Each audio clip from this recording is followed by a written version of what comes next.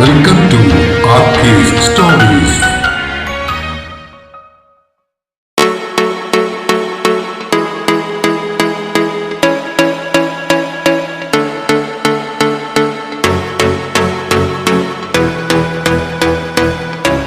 പ്രിയ പ്രണയിനി ഭാഗം 25. രചനയും അവതരണവും രഘുദാസ് കാട്ടുങ്കൽ. ഗൗരി. മതിലിനപ്പുറത്തു നിന്നുള്ള വിലാസിനിയമ്മയുടെ ശബ്ദം തിരിച്ചറിഞ്ഞ ഗൗരി മുഖമുയർത്തി നോക്കി. വൈകുന്നേരം ജോലി കഴിഞ്ഞ് വരും വഴി കവലയിലെ കടയിൽ നിന്നും വാങ്ങിയ ഗപ്പികളെ ഫിഷ് തെളിനീരിലേക്ക് ഒഴുക്കിവിടുകയായിരുന്നു അവൾ. മതിലിനോട് ചേർന്ന് നിന്ന് ഇങ്ങോട്ടേക്ക് എത്തി നോക്കുന്ന വിലാസിനിയമ്മയുടെ മുഖത്തെ കാഠിന്യം ഗൗരിയുടെ മുഖത്തെ ചുളിപ്പിച്ചു. കയ്യിലുണ്ടായിരുന്ന കിറ്റ് അരമതിലിലേക്ക് വെച്ചിട്ട് മതിലിന്റെ അടുത്തേക്ക് നടക്കുമ്പോൾ മുഖത്ത് ശാന്തത വരുത്താൻ അവൾ കിണഞ്ഞു പരിശ്രമിക്കുകയായിരുന്നു. തൊട്ടടുത്ത് എത്തിയ ഗൗരിയെ വിലാസിനിയമ്മ മതിലിന് മുകളിൽ കൂടി ഒന്ന് ആപാതചൂടം നോക്കി. ആ നോട്ടത്തിൽ പഴയ വാത്സല്യമുണ്ടായിരുന്നില്ല, മറിച്ച് ഒരു തരം ജാഗ്രതയും കടുപ്പവും കലർന്നിരുന്നു. എന്താ അമ്മേ, എന്തെങ്കിലും വിശേഷമുണ്ടോ? ഗൗരി മെല്ലെ ചോദിച്ചു. വിലാസിനിയമ്മയുടെ മുഖം ഗൗരവത്തിലായി. അവർ ശബ്ദം താഴ്ത്തി പറഞ്ഞു തുടങ്ങി. ദേവൂട്ടനെ പറ്റി സംസാരിക്കാനാ ഞാൻ വിളിച്ചത്. ഗൗരി, നീ എന്റെ ചെറുക്കനെ കൊലയ്ക്ക് കൊടുക്കരുത്. ആ വാക്കുകൾ ഒരു ചാട്ടുളി പോലെ അവളുടെ നെഞ്ചിൽ തറച്ചു. ഗൗരിയുടെ മിഴികൾ ഒരു നടുക്കത്താൽ വിടർന്നു. അവൻ നിന്നെ മാത്രമേ വിവാഹം കഴിക്കൂ എന്നാ വാശി പിടിക്കുന്നേ.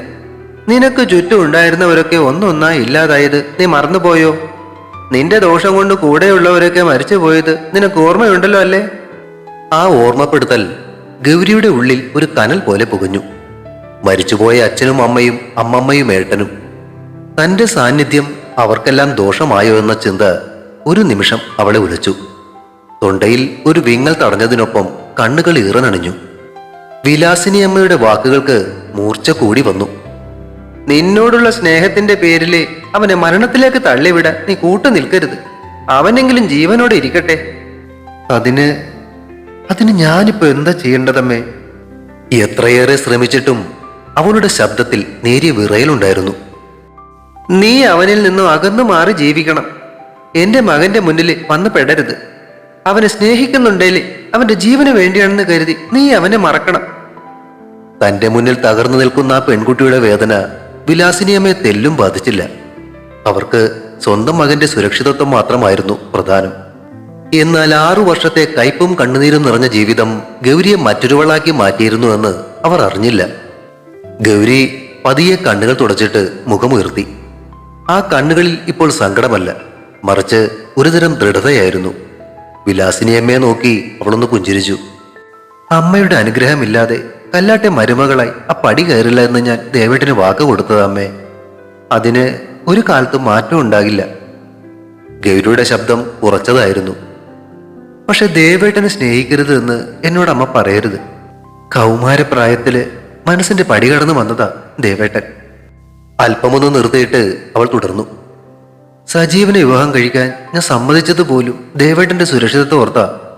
അന്നെനിക്ക് എന്തിനും ഏതിനും ഭയമായിരുന്നു. എന്റെ പ്രണയം ദേവേട്ടന് ശാപമാകുമെന്ന് ഞാൻ ഭയന്നിരുന്നു. എന്നാൽ ഇന്നത്തെ ഗൗരി അതല്ലമ്മേ. ജീവിതത്തിലെ കഠിനമായ അനുഭവങ്ങൾ എന്നെ ഒരുപാട് കാര്യങ്ങൾ പഠിപ്പിച്ചു. സ്വന്തം കാര്യത്തിന് കൂടെ നിൽക്കാൻ മറ്റാരുമുണ്ടാകില്ല എന്ന് വിധി എനിക്ക് പറഞ്ഞു തന്നു.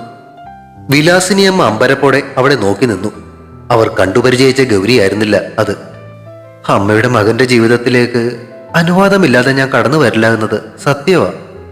പക്ഷെ ദേവേട്ടനെ സ്നേഹിക്കാതിരിക്കാൻ എനിക്കാവില്ല. ഞാൻ എന്നെ സ്നേഹിക്കുന്നത് പോലെയാ ദേവേട്ടനെ സ്നേഹിക്കുന്നത്. നമ്മൾ നമ്മളെ തന്നെ സ്നേഹിക്കാതിരുന്നാ പിന്നെ ജീവിക്കുന്നതിൽ എന്താ അർത്ഥമുള്ളത്? മരിച്ചു പോയതിന് തുല്യമല്ലേ അമ്മ അത്? മറുപടിയില്ലാതെ വിലാസിനിയമ്മ പകച്ചു നിന്നു. അവളെ പറഞ്ഞു തിരുത്താമെന്ന് കരുതിയ ആത്മവിശ്വാസം ഗൗരിയുടെ മുന്നിൽ നിഷ്പ്രഭമാകുന്നത് അവർ തിരിച്ചറിഞ്ഞു. അമ്മയെ ധിക്കരിക്കുകയാണെന്ന് കരുതരുത്. ദേവേട്ടൻ എന്നെ സ്നേഹിച്ചില്ലെങ്കിൽ പോലും എനിക്ക് ദേവേട്ടനെ സ്നേഹിക്കാതിരിക്കാനാവില്ല. അത്രയും പറഞ്ഞിട്ട് മറുപടിക്ക് പോലും കാത്തു നിൽക്കാതെ ഗൗരി തിരിഞ്ഞു നടന്നു. തളർന്നു പോകാതെ ഉള്ളിലെ ദുഃഖത്തെ കരുത്താക്കി മാറ്റി തല ഉയർത്തിപ്പിടിച്ച് നടന്നു പോകുന്ന ആ പെൺകുട്ടിയെ വിലാസിനിയമ്മ അവിശ്വസനീയതയോടെ നോക്കി നിന്നു. ഗൗരിയുടെ ആ മാറ്റം അവരെ ഭയപ്പെടുത്തി. ഇനി എന്ത് ചെയ്യണമെന്നറിയാത്ത ഒരു അനിശ്ചിതത്വം അവരുടെ ചിന്തകളിൽ നിഴൽ വീഴ്ത്തി. വീടിനകത്തേക്ക് കയറി വാതിൽ വലിച്ചടച്ചതോടെ ഗൗരിയുടെ ഉള്ളിലാണ് പൊട്ടിയത് അന്നുവരെ പിടിച്ചു നിർത്തിയ സങ്കടക്കടലായിരുന്നു. പുറത്ത് വിലാസിനിയമ്മയുടെ മുന്നിൽ കാണിച്ച ആ കാരിരുമ്പിന്റെ കരുത്തെല്ലാം ആ 4 ചുവരുകൾക്കുള്ളിൽ ഉരുകിയൊലിച്ചു. വാതിലിൽ ചാരി നിന്ന് അവൾ മെല്ലെ തറയിലേക്കിരുന്നു. വിറയ്ക്കുന്ന കൈകൾ കൊണ്ട് മുഖം പൊത്തിപ്പിടിച്ചിട്ടും തേങ്ങലുകൾ പുറത്തേക്ക് വീണു. ചുറ്റും ഇരുട്ടു പടരുന്ന ആ മുറിയിൽ അവളുടെ കരച്ചിലിന്റെ ശബ്ദം മാത്രം പ്രതിധ്വനിച്ചു. നിന്റെ ദോഷം കൊണ്ട് കൂടെയുള്ളവരൊക്കെ മരിച്ചുപോയി എന്ന വിലാസിനിയമ്മയുടെ ക്രൂരമായ വാക്കുകൾ ഒരു ശാപം പോലെ അവളുടെ കാതുകളിൽ മുഴങ്ങിക്കൊണ്ടിരുന്നു. സ്നേഹിച്ചവരെയൊക്കെ മരണം കവർന്നെടുത്തപ്പോ ബാക്കിയായ ഈ ജീവിതം ഒരു ഭാരമാണെന്ന് അവൾക്ക് തോന്നി. അല്പനേരം ആ നിലയിൽ തന്നെ ഇരുന്നതിന് ശേഷം നിറഞ്ഞ കണ്ണുകൾ തുടച്ച് അവൾ എഴുന്നേറ്റിട്ട് അലമാരിയിൽ നിന്നും തലേദിവസം വാങ്ങിയ പുതിയ മൊബൈൽ ഫോൺ എടുത്തു. സിമ്മിലേക്ക് കണക്ഷൻ കിട്ടാൻ ഒരു ദിവസം കൂടി കഴിയണം. എങ്കിലും വിറയ്ക്കുന്ന വിരലുകളോടെ അവൾ ആ ഫോൺ ഓണാക്കി. ഡിസ്പ്ലേ തെളിഞ്ഞപ്പോ അവൾ ആദ്യം തിരഞ്ഞത് കോണ്ടാക്റ്റുകളാണ്. തലേ ദിവസം ചേർത്ത 2 നമ്പറുകൾ മാത്രം, അർജുനേട്ടന്റെയും വൈശാഖിയുടെയും. ആ നമ്പറുകളിലേക്ക് നോക്കിയിരിക്കെ പഴയകാലത്തെ ഒരു പിടി ഓർമ്മകൾ കനൽ പോലെ അവളുടെ ഉള്ളിൽ നീറി. കണക്ഷൻ ഇല്ലെന്നറിഞ്ഞിട്ടും ഒരു ഭ്രാന്തമായ ആവേശത്തോടെ അവൾ ഏട്ടന്റെ നമ്പറിലേക്ക് വിളിച്ചിട്ട് ഫോൺ കാതോട് ചേർത്ത് വെച്ചു. മറുതലയ്ക്കൽ ഏട്ടന്റെ ശബ്ദം കേൾക്കുമെന്ന് അവൾ ഒരു നിമിഷം വെറുതെ ആശിച്ചുപോയി. പക്ഷേ കൊല്ലുന്ന നിശബ്ദത മാത്രമായിരുന്നു അങ്ങേത്തലയ്ക്കൽ. ഫോൺ സ്ക്രീനിലെ നോ സർവീസ് എന്ന എഴുത്ത് അവളുടെ ഏകാന്തതയെ പരിഹസിക്കും പോലെ തെളിഞ്ഞു നിന്നു. ഏട്ട! വിറയാർന്ന ശബ്ദം അവളുടെ ചുണ്ടുകളിൽ നിന്നും ഉതിർന്നു വീണു. ആ വിളി കേൾക്കാൻ ഇന്ന് ആരുമില്ല എന്ന സത്യം വെളിപ്പെടുത്തിയ അനാഥത്വം അതിന്റെ പൂർണ്ണ രൂപത്തിൽ അവളെ വരിഞ്ഞു മുറുക്കിക്കളഞ്ഞു. സ്നേഹിക്കാൻ ഒരാളുണ്ടായിട്ടും സ്നേഹിക്കപ്പെടാൻ യോഗ്യതയില്ലെന്ന് ലോകം വിധിക്കുമ്പോൾ ഉണ്ടാകുന്ന ആ വലിയ ശൂന്യതയിൽ അവൾ ഉരുകുകയായിരുന്നു. ഏട്ടന്റെ നമ്പറിൽ വിരലുകൾ തഴുകി അവൾ വീണ്ടും കരഞ്ഞു. അത്രമാത്രം ഒറ്റയ്ക്കായിപ്പോയെന്ന തിരിച്ചറിവ് അവളുടെ ഉള്ളിൽ വലിയൊരു മുറിവായി വേദനിപ്പിച്ചു. ചുറ്റുമുള്ളവരുടെ കുത്തുവാക്കുകളും വിധിയുടെ വിളയാട്ടങ്ങളും ഏൽപ്പിച്ച ആഴത്തിലുള്ള ആ മുറിവുകൾ ഉണങ്ങാൻ ഇനിയൊരു ജന്മം മതിയാകൂ.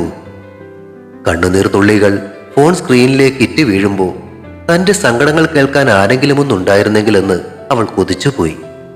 സന്ധ്യ മയങ്ങിയിട്ടും വിളക്ക് വെക്കുവാനോ മുറിക്കകത്തെ ലൈറ്റ് ഇടുവാനോ താല്പര്യമില്ലാതെ മടുത്തുപോയ മനസ്സുമായി കട്ടിലിൽ കിടക്കുകയായിരുന്നു ഗൗരി. അകത്തെ മുറിയിലെ മങ്ങിയ വെളിച്ചത്തിൽ പഴയ പെട്ടിയിൽ സൂക്ഷിച്ചു വെച്ചിരുന്ന 2 ഫോട്ടോകൾ അവൾ നെഞ്ചോട് ചേർത്ത് വെച്ചിട്ടുണ്ട്. അച്ഛന്റെയും അമ്മയുടെയും മരണശേഷം തനിക്ക് തണലായ ഏട്ടനും മാറോടണച്ച് സ്നേഹിച്ച അമ്മമ്മയും. ആ ഫോട്ടോകളിൽ പടർന്നു കിടക്കുന്ന അവരുടെ ചിരി കാണുമ്പോൾ ഗൗരിയുടെ ഉള്ളം പിടഞ്ഞു. അമ്മമ്മയുടെ മടിയിൽ കിടന്ന് കഥകൾ കേട്ടിരുന്ന ആ പഴയ കാലം, ഏട്ടന്റെ വിരലിൽ തൂങ്ങി കവലയിലേക്ക് നടന്നിരുന്ന വൈകുന്നേരങ്ങൾ, എല്ലാം ഒരു സ്വപ്നം പോലെ മായുകയാണോ? ആ ഓർമ്മകളുടെ ഭാരത്തിൽ കട്ടിലിൽ കിടന്ന് അവൾ വിതുമ്പി. പെട്ടെന്നാണ് ഉമ്മറത്ത് കോളിംഗ് ബെല്ലിന്റെ ശബ്ദം ഒഴുങ്ങിയത്. ഈ നേരത്ത് ആരായിരിക്കും? ഗൗരി വേഗം എഴുന്നേറ്റ് സാരിത്തുമ്പുകൊണ്ട് കണ്ണുകൾ തുടച്ചു. മുഖം കഴുകി ഒരുവിധം സ്വയം ആശ്വസിപ്പിച്ച് അവൾ വാതിൽ തുറന്നു.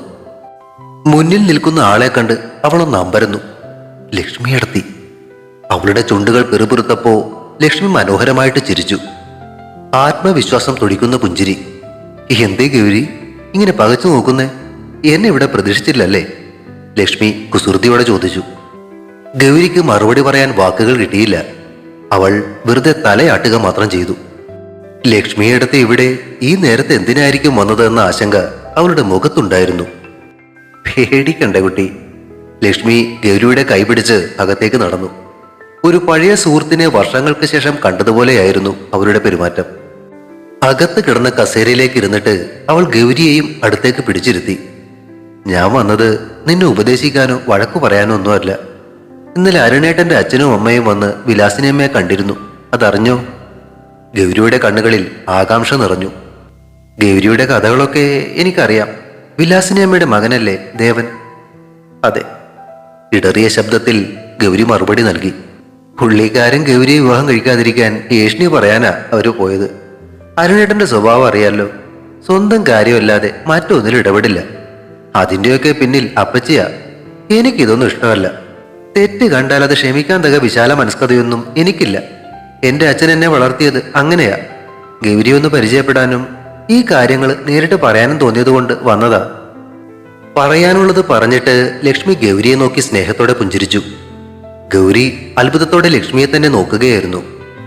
ആ വീട്ടിൽ നിന്നും ഒരാൾ തന്നെ തേടി വരുമെന്നോ തനിക്ക് പിന്തുണ നൽകുമെന്നോ അവൾ സ്വപ്നത്തിൽ പോലും കരുതിയിരുന്നില്ല.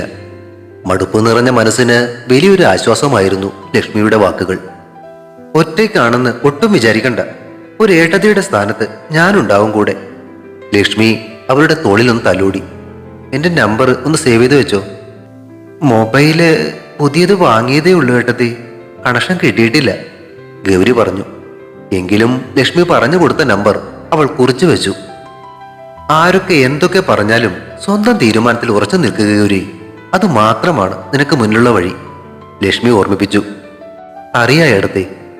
മറുപടിയിൽ ഇപ്പോൾ തളർച്ചയില്ല, മറിച്ച് ഉറച്ച തീരുമാനമായിരുന്നു. 6 കൊല്ലത്തെ ജയിൽ ജീവിതം മനസ്സിനെ പാകപ്പെടുത്തിയെങ്കിലും തളർത്തണമെന്നുള്ള ഉദ്ദേശത്തോടെ വിധി വീണ്ടും വീണ്ടും പ്രഹരിക്കുമ്പോൾ ചിലപ്പോഴൊക്കെ കാലിടറിപ്പോകും. ലക്ഷ്മി എഴുന്നേറ്റ് ഗൗരിയുടെ കൈകൾ ചേർത്ത് പിടിച്ചു. എല്ലാം നല്ലതിനാണ് എന്ന് പറയാറില്ലേ? ഒരുപക്ഷെ ആ ജയിൽ വാസവും നല്ലതിനായിരുന്നിരിക്കാം, നിന്നെ കരുത്തുള്ളവളാക്കാൻ. ലക്ഷ്മിയുടെ ചിരിക്കൊപ്പം ഗൗരിയും ചിരിച്ചു. ആ രാജേന്ദ്രന്റെ സജീവനെയും ഒന്ന് ശ്രദ്ധിക്കണം കേട്ടോ. ലക്ഷ്മിയുടെ വാക്കുകൾ ഒരു മുന്നറിയിപ്പായിരുന്നു. ഗൗരി നിസ്സാരമായി പുഞ്ചിരിച്ചു. പുതിയ ഗൗരിക്ക് അങ്ങനെയുള്ള പേടികളൊന്നും ഇല്ലേടതി. ലക്ഷ്മി ചിരിയോടെ തലയിളക്കി. കഴിഞ്ഞ ദിവസം അമ്പലത്തിൽ വെച്ച് കണ്ടപ്പോ ചോദിക്കാൻ പറ്റിയില്ല, മോനെ പ്ലേ സ്കൂളിൽ വിടാൻ തുടങ്ങിയോ? ഇല്ല, അടുത്ത കൊല്ലം വിടണം. ആ വീട്ടിലെ അവനാ ഒരു ആശ്വാസം. ഭാഗ്യത്തിന് എന്റെ സ്വഭാവമാ അവന് കിട്ടിയത്, ലക്ഷ്മി പൊട്ടിച്ചിരിച്ചു. ആ ചിരിയിൽ ഗൗരിയുടെ ഉള്ളിലെ കാർമേഘങ്ങൾ ഒഴിഞ്ഞുപോയി. ജീവിതത്തിന്റെ കൈപ്പേറിയ വഴികളിൽ തനിക്ക് താങ്ങാവാൻ, ചേർത്ത് പിടിക്കാൻ ഒരാൾ കൂടി ഉണ്ടെന്ന തിരിച്ചറിവ് അവളുടെ മനസ്സിൽ പുതിയൊരു പ്രകാശം നിറച്ചു. ലക്ഷ്മി യാത്ര പറഞ്ഞിറങ്ങുമ്പോൾ പഴയതിലും കരുത്തോടെ ഗൗരി വാതിൽക്കൽ നിന്നു. ഇനി കൂടെ നിൽക്കാൻ ചേച്ചിയുടെ സ്ഥാനത്ത് ഒരാൾ കൂടി ഉണ്ടാകുമെന്ന ആശ്വാസം അവളുടെ കണ്ണുകളിൽ തിളങ്ങുന്നുണ്ടായിരുന്നു. തുടരും. പ്രിയ പ്രണയിനി അടുത്ത ഭാഗം ഉടൻ പ്രതീക്ഷിക്കുക. സബ്സ്ക്രൈബ് ചെയ്യാത്തവരുണ്ടെങ്കിൽ ദയവായി സബ്സ്ക്രൈബ് ചെയ്ത് സപ്പോർട്ട് ചെയ്യണേ. കഥയ്ക്ക് അഭിപ്രായങ്ങളും ലൈക്കുകളും ഹൈപ്പും ഒക്കെ നൽകുന്നതിനോടൊപ്പം തന്നെ കഥയുടെ ലിങ്ക് കഴിയുന്നവർക്കൊക്കെ ഒന്ന് ഷെയർ ചെയ്തുകൂടി കൊടുത്തേക്കണേ. താങ്ക്